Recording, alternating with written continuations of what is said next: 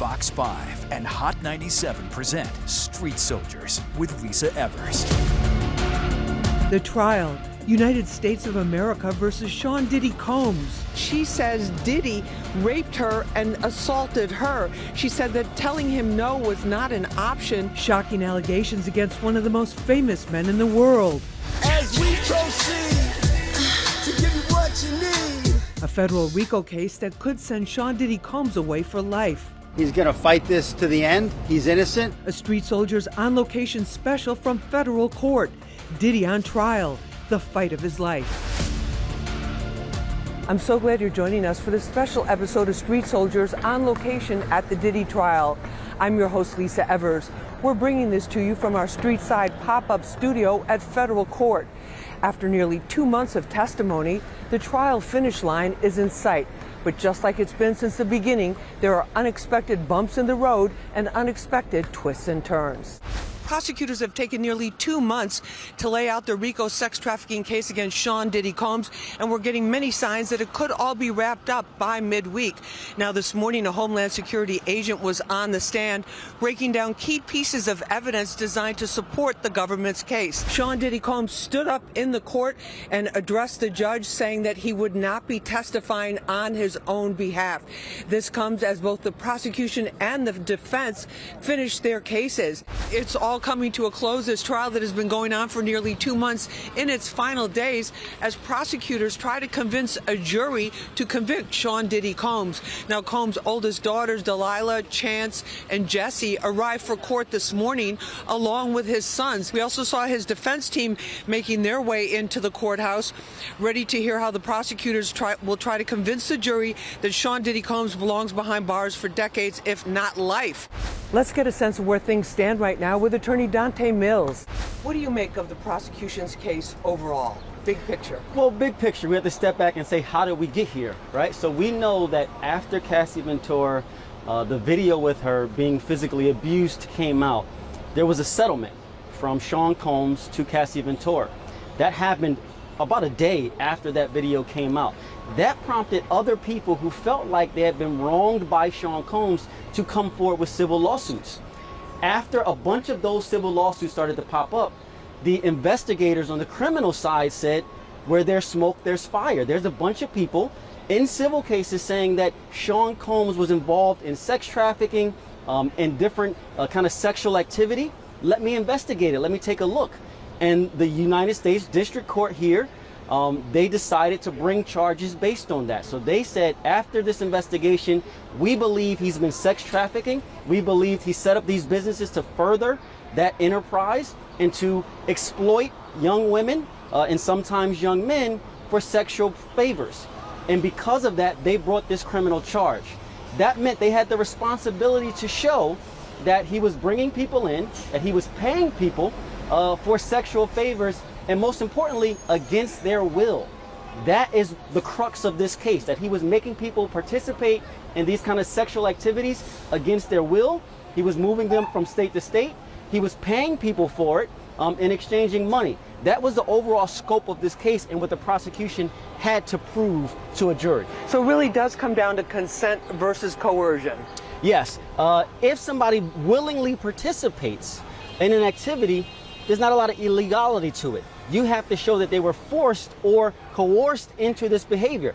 Now, it's important because the prosecutor said, we want the jury to know that you don't have to be physically tied up for it to be coercion. You can do that by the threat of force or believing that somebody is dangerous enough that if you say no to them, that you don't want to perform certain acts, they can harm you, not just physically, but they can ruin your reputation. They can blackmail you from the list of the entertainment industry. That's force as well. That's considered force as well, and that would qualify for these types of criminal charges. Okay, now the word on the street, as you know, people are, you can never win against the feds in federal court. However, at the charging conference, just days before, the final days of the trial, the prosecutors dropped some of these allegations. What do you make of that? So it happens often. Common, it's common, and it is common because what happens is the prosecution charges somebody with everything that they believe they should be charged with. In this case in particular, there were some witnesses who came in to testify. Their testimony wasn't that good. Right. So the prosecution may say, you know what, I don't think the jury is going to buy what they were saying, so I can't prove that element of this crime, so I'm just going to withdraw that crime to kind of save face, because I don't want to put everything in front of the jury and lose credibility. It's better that I go to the jury at the end and say, listen, he was charged with this, but we don't believe we proved this throughout the case, so I'm not going to ask you to find him guilty for that, but I do believe we proved this, so find him guilty for that. So that's a way to save face in front of the jury if you think some testimony didn't come in that you thought you would get, or if you thought a witness wasn't credible when you thought they would be. And of note, the prosecution in this case, their case ended a few days, about a week earlier than they anticipated. So that's kind of proof that they thought they would get some more witnesses or more testimony in that they weren't able to get. So basically cutting their losses, right? Absolutely. For example, they dropped the arson case because testimony came in, some from Kid Cudi himself, that his car exploded and was on fire, but there was no direct evidence linking Sean Combs to starting that fire. So if they go and say, well, we didn't give you that evidence, but we want you to find that anyway, they're losing credibility. But if they go and say, listen, we were going to charge him, we charged him with arson, but it didn't come out, so we're not going to ask you to find him with that, but we do know we proved these other charges, so believe us on those charges. Okay, so you've seen a lot of these cases. Was this case doomed from the start, as some people say, or was it problematic from the start? It was problematic from the start. And the reason is because I believe they prosecuted a person as opposed to a certain criminal activity. That's why it was doomed from the start. This video came out that showed horrible things of Sean Combs being physically abusive to a woman. That's unforgivable. You can't allow that to happen.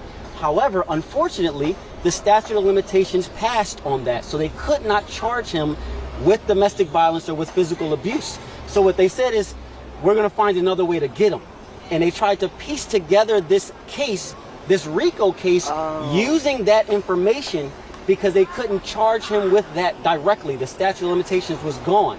So what I think the prosecutors did is they said, this is a bad guy who needs to be brought to justice. Let's find a way to make it happen.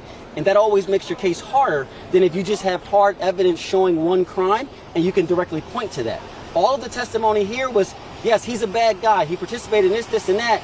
It's not directly related to what he's charged with, but hopefully we can piece all of that together so you find him guilty on this. That always makes your case harder and puts you behind the 8 ball coming in, because it's not a direct crime like physical assault that you can just point to and say, hey, we got this on tape, he did it. You're trying to piece things together because you're trying to prosecute the person as opposed to a specific act. So basically, because with the Rico, a lot of times we think of things like the Sinaloa drug cartel and El Chapo, and they had this enterprise, and there were all these workers and all these co-conspirators, and on this case it was just United States of America versus Sean Combs. Yes, most notably, there were no other defendants here. Right. There were no co-defendants here, saying that there was this enterprise that was set up.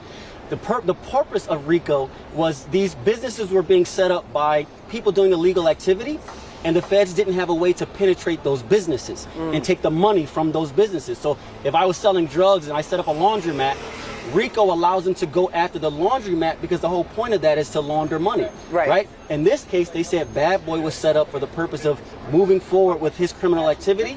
They weren't able to show that because nobody else from Bad Boy was on trial, no defendants, and everybody said Bad Boy was operating as an independent business. This was Sean Combs' personal preference. His sexual preference had nothing to do with us. Don't go away. We've got so much more ahead for you. It's hard to sort of understand this from the outside in, because why would you feel more connected to a person in a situation that seems not ideal, not a place you'd want to be? Welcome back to this special episode of Street Soldiers on location at the Diddy trial. I'm your host, Lisa Evers. This trial has seen more than its share of twists and turns. We're joined right now by Dr. Mena Mirhom, who's a psychiatrist and also professor at Columbia University. Dr. Mirhom, thank you so much for joining us. Thank you for having me. It's a pleasure. We're really glad to have you here with us to talk about it, because one of the issues that kept coming up in the courthouse during the testimony was this unbelievable amount, or what seemed like an unbelievable amount, of substance abuse, drug use, illegal drugs, prescription drugs, all kinds of drugs that were so integrated into the lives of pretty much everybody that was on the witness stand, and even Diddy himself admitted to it. What do you think? Were you surprised when you heard that?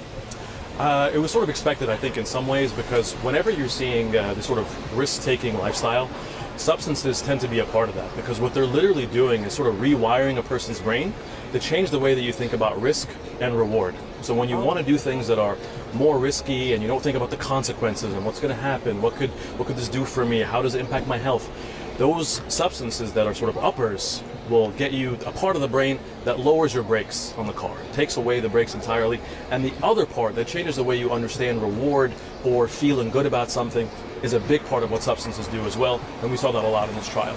And then what effect does it have on a person's brain functioning long term and their mental health long term when they're regularly taking these drugs to get up, or ecstasy, or Molly, these types of things, and then taking things to get down, and then things to get up from the down, and this vicious cycle going on for weeks and weeks and even many months? Yeah, many months, and unfortunately we even see it for many years. Millions of Americans are struggling with this right now because what happens in the brain is that it begins to have the signals sort of crossed, right? And now you form this dependence because the brain begins to look for this flood of substances that come in, right? All of a sudden you have a flood of dopamine, serotonin, all these feel-good neurotransmitters that say, this is the thing that's going to make me feel good. And because of that, you begin to get into a cycle, and it literally will shrink parts of your brain that are helping you make decisions or helping you be more cautious. What about, you talk about making decisions that people will eventually regret.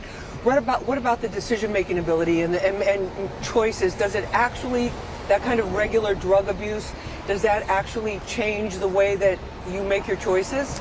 It does. If you think about the part of the brain that's essentially the captain of the ship, right? The prefrontal cortex that's saying to you, let's go here, let's go there, let's make this decision.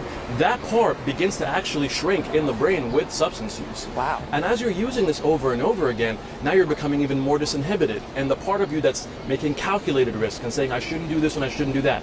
The other element that's being put in here too is some substances will also change the way that you bond with people. If you think about the idea of love or being connected to an individual, some of these substances like MDMA that was referenced in the trial will flood the body with oxytocin, which tells you I'm connected to this experience or this moment, and I love this moment or this person, even though it's artificial.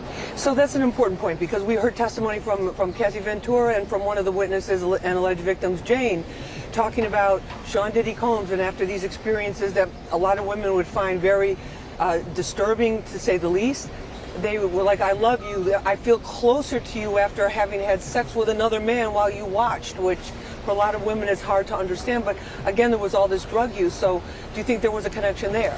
Absolutely. And that's the part, as you're saying, it's hard to sort of understand this from the outside in, because why would you feel more connected to a person in a situation that seems not ideal, not a place you'd want to be? So, but what's happening is that there is sort of an artificial part of your brain saying to you, no, you are feeling love right now, even though it's not actually, it may not actually be connection or a sincere bond, but the brain is releasing the same chemical that a mother would release when a newborn baby is there to bond with them. That's being flooded into the brain in that moment. So the brain interprets what's happening as, oh, I feel more connected. I feel, in love, or I feel like this is a moment I want to do again, even though the behavior doesn't match it. What about having such a mix of chemicals in your body and in your brain over time?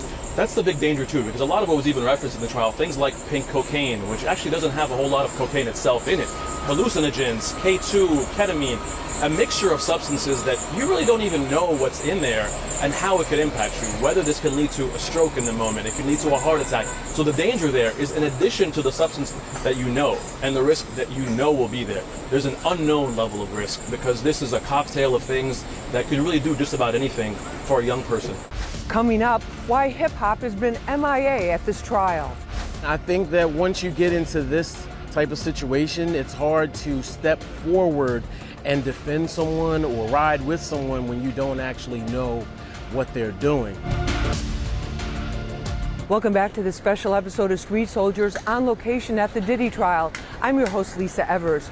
So what are the prevailing opinions in the hip-hop community? Let's check in with allhiphop.com CEO Chuck Creekmur and find out. When you look around at hip-hop and you have your finger on the pulse of what people are saying, is there still a high level of interest about the Diddy trial? Yeah, I think so. We definitely have Diddy fatigue. I think people are really ready for this to be wrapped up. But when you look at the numbers and the algorithm numbers, everything points to a high level of interest still in this case. People are very opinionated, and they argue back and forth on whether this is just another black man being torn down, or is this a case of incredible abuse and manipulation. And then when you look at the charges, there were a lot of sensational things that were going around, swirling around the internet about underage kids, and none of that about the underage even showed up in this trial. Have we learned any lessons about how the media, or I call it the Supreme Court of social media, covered this? Absolutely. I mean, we saw rumor after rumor, conspiracy theory after conspiracy theory run unchecked, almost rampant. And by the way, some people still believe a lot of those theories about Diddy and many others. But I think that in the court, it's completely different. And what we have now is a really unchecked Wild West media landscape. You have people outside this courtroom, people just lined up with phones, and they're just talking and monetizing it. So when you're in a media world where misinformation can be monetized, people are not incentivized to bring the truth or the facts or the unbiased. I think that we have to get back to some core values, and maybe the yellow journalism could be pushed to the side a little bit. And have you been surprised by the lack of support that he's had from the hip hop community, or even just people saying, let's give this a chance, or innocent until proven guilty became a controversial thing to say here? It's tough, but it's the music business, and people have brands, and they have their own careers to worry about. And I think that once you get into this type of situation, it's hard to step forward and defend someone or ride with someone when you don't actually know what they're doing, what they've done, I should say, what they have allegedly done. And when you see the things that Diddy's been accused of the things that are on the record, some things that are potentially off the record, and potentially the things you've experienced yourself in the music business. A lot of things are coming out. A lot of stories are being told from the artists as well as regular people. I think the hard thing for a lot of people with this case was the fact, at least for me when it was first starting in the first several weeks, there's no police reports except for Kid Cudi calling up. Right. There were no rape kits, there were no ER visits, there were no ambulance runs, there were none of the things that we would typically see as evidence that something bad happened. Right. Well, I think that is where it gets really complicated. I know for a fact that people in hip hop keep their mouth shut. Right. It's almost a cardinal sin to call the police in hip hop. So when you're dealing with someone as powerful as Diddy, it's even compounded on top of that. And you don't want to burn bridges, and you don't want to be blackballed, and you don't want to deal with the ramifications, even on the street level, as to what could happen to you personally. If you want to work in this business, it's pretty clear you need to have someone or people like Diddy in your good graces. And that's how the business works. Now, he's been stripped of a lot of honors, including like giving the key that he was given to New York City by Mayor Adams, having to give that back. Yeah. Other honors and awards were rescinded. Do you envision a time where, if he's found not guilty, or if enough time has passed and he reinvents himself yet again, that he could reclaim his place historically in hip hop, because he was pretty influential there for a while and a groundbreaker, right? Well, historically is that's where it gets dicey there. I mean, honestly, there have been a lot of talks about this, and for a lot of people, the ministry might be where Diddy wants to go, believe it or not. We forgive a lot of things in American society, but in hip hop, it gets a little more complicated, especially when you're dealing with the things that have come up in this case. It's going to be complicated for Diddy to come back to the culture of hip hop. But then again, you never know. He's a powerful man. He's still a powerful man. Still has money. No one has. He still has money. He still has power, and most people will gravitate to that. And then if he's found not guilty of all these charges, which most legal experts say is virtually impossible, but you know, anything is possible. We've seen a lot of surprises in this case already. Would people feel differently about that, or has there just been too much water under that bridge? Well, I think most people have a very strong opinion about him as a human being now at this point, regardless of whether he's found innocent or not guilty. I think opinions have been solidified. Stay with us. We'll be back right after this. Thanks for joining us for this special episode of Street Soldiers on location at the Diddy trial. You can watch it again and share it on our Fox 5 NY YouTube page and the Fox Local app. Remember, use your mind, it's your best weapon. I'm Lisa Evers. Let's push for peace, love, and justice for all.